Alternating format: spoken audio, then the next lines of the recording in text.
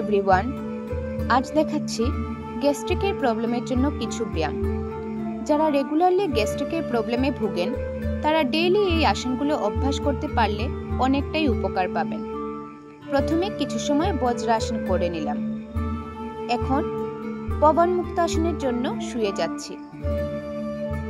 পবন মুক্তাসন করার জন্য একটা পাকে পেটের উপর এনে এভাবে চাপ দিতে হবে আর মাথাটাকে উপরে এরকম উঠিয়ে আনতে হবে। যদি মাথা উঠাতে প্রবলেম হয় তাহলে শুধু পাটাকে এনে পেটের উপর চাপ দিলেই হবে। তারপর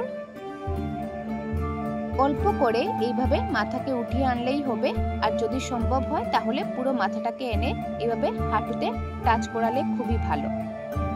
একটা পায়ে করার পর আরেকটা পায়ে করলাম, তারপর দুটো পাকে একসাথে এভাবে এনে এইভাবেই করলাম। এই সেটটাকে আমাদের 3 বার থেকে 5 বার মিনিমাম করতে হবে। ব্রিদিং নরমাল আছে। এখন এখান থেকে করছি অর্ধকুর্মা আসন। এই আসনটাও গ্যাস্ট্রিকের প্রবলেম সলভ করতে খুবই হেল্পফুল। এখানেও আমাদের ব্রিদিং নরমাল আছে। প্রত্যেকটা আসনে আমাদের খালি পেটে করতে হবে। ভাত খাওয়ার 3 থেকে 3.5 ঘন্টা পর আমাদের প্রত্যেকটা আসন প্র্যাকটিস করতে হবে।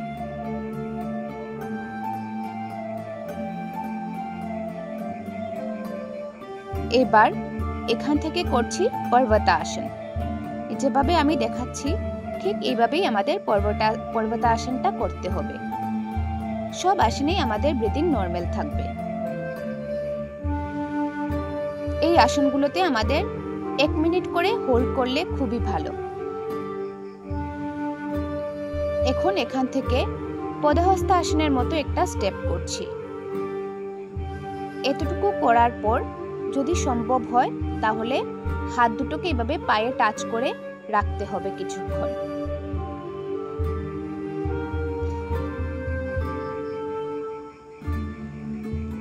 লাস্টলি আমি এখান থেকে ত্রিকোণাসন করছি।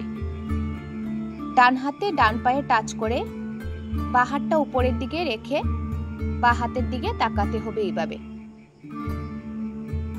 এক সাইডে কমপ্লিট হয়ে গেলে সেম আমাদেরকে অপোজিট সাইডেও করতে হবে। রেগুলারলি এই আসনগুলো করতে পারলে আমরা অনেকটাই উপকার পাবো। তো আজ গ্যাস্ট্রিকের জন্য এই আসনগুলোই দেখালাম। Thank you.